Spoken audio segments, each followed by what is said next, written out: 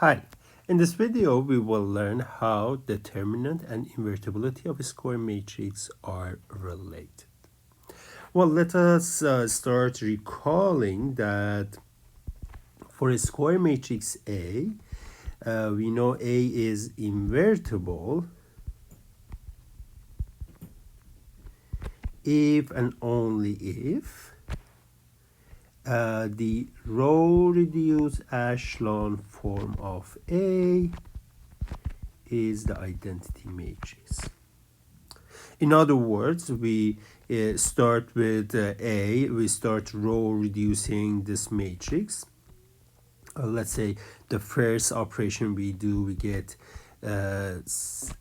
A1, and then we do another row operation, elementary row operation, we get another matrix, and then we continue this thing until we get to row reduced echelon form of this matrix. So let me write here row reduced echelon form of this. Then we check if this is identity matrix, then B is invertible. Yes. And if it is not identity, not identity here means what? It is row reduced echelon form, so it will be upper triangular. And we know that since it's not identity, so one of the columns or rows won't have any leading one. So that means that with a 0, we will have a 0 entry on the main diagonal.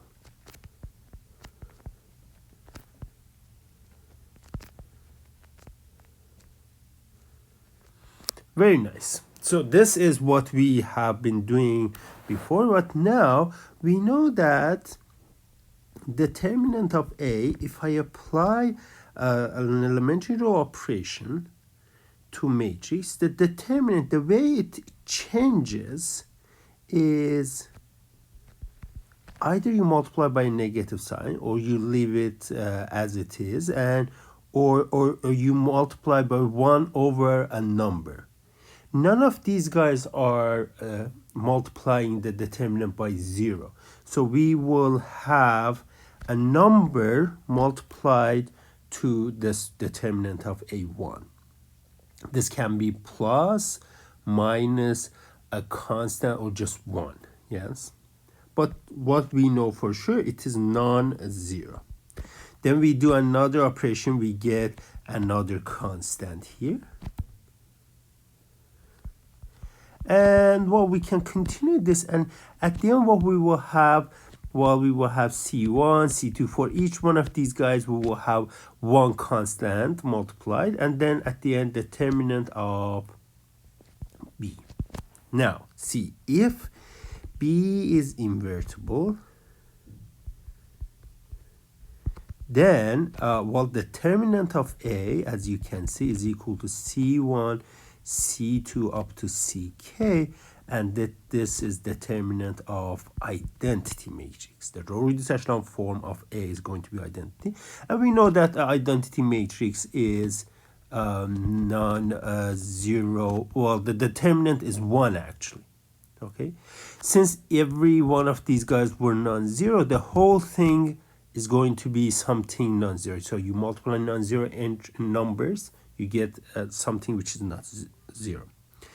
But if B is not invertible, then determinant of A, which is equal to C1, C2 up to CK, will be multiplied to determinant of B. But B is an upper triangular matrix with 0 entry on the main diagonal. Remember, the upper triangular matrices, we can find determinant just by multiplying entries on the main diagonal. And if one of these entries is 0, so that means that we will multiply these guys by one of these guys are 0, so the product is going to be 0. So in that case, this will be 0, and the whole thing is 0. What is the outcome? We can now write it as one theorem or fact, which says A is invertible if and only if determinant of A is non-zero. If it is non-zero, it is invertible. If it is zero, the determinant is zero, then the matrix is not invertible. And that was the proof I just put up there. But this should remind you of very nice fact about numbers, that remember that a number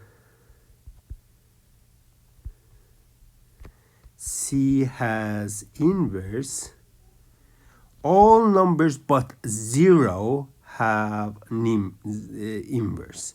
So C has inverse if and only if C is non-zero. Remember, this was one of the first things we were discussing when we introduced invertible matrices. And we noticed that when this comes to the matrices, this fact is not true. We have non-zero matrices which are not invertible.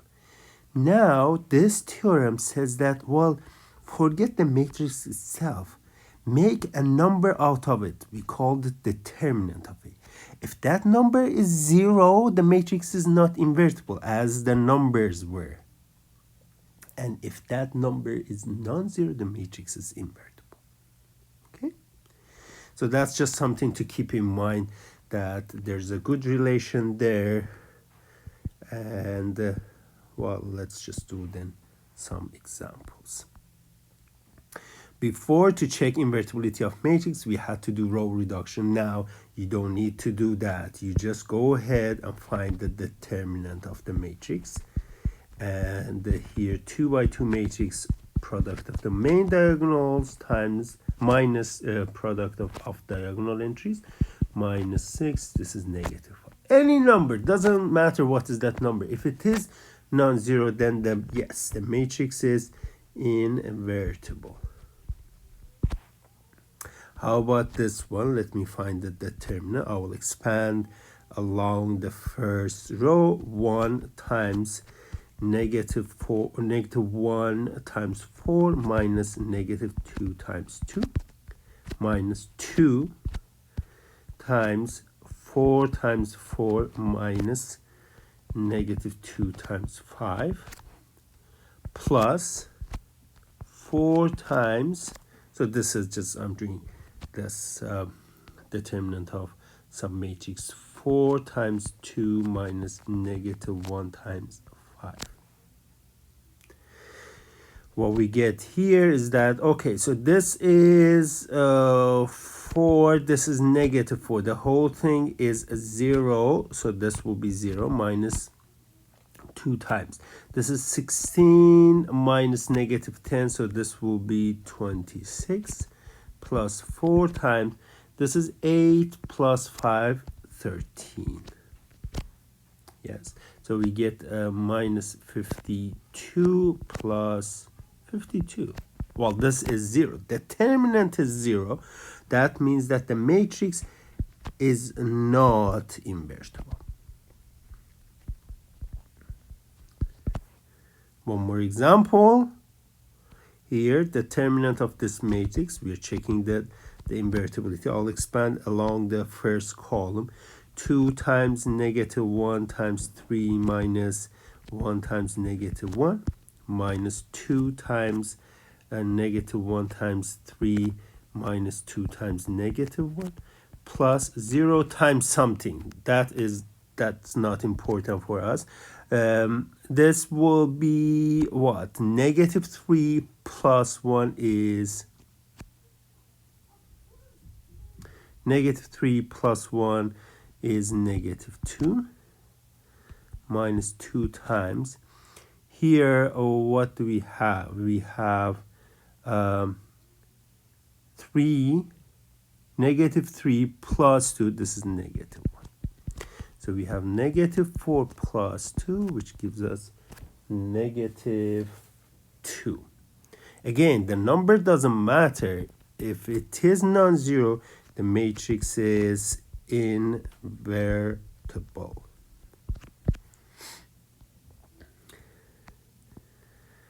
Let's do this one. For what values of k this matrix is invertible. So you know now you can either do the row reduction thing, but easier thing is that now you can find the determinant and set it equal to non-zero. So here again I will expand along the first column. It will be 1 times 1 times 2 minus negative 1 times 3 minus k times 2 times 2 minus 1 times 3 plus 0 times the last determinant, doesn't matter, it will be multiplied by 0. So this gives me 1 times 2 minus negative 3 is 5 minus, this is 4 minus 1, this is 1 times negative k plus 0. So the determinant of matrix is equal to 5 minus k. Yes. So matrix is invertible if the determinant is non-zero. That means that if k minus k is equal to negative 5, that means that k is equal to 5. Sorry, I had to go from not equal, but the way I was doing is exactly how not equality works. You just consider it as equality, and then so if k is a number, any number but 5, the matrix is invertible. So A is invertible if, well, this is if and only if k is something, anything but 5. Okay. So this was a very good relation that, well, one of the kind of applications of determinant that shows that, well, determinant is important when it comes to invertibility.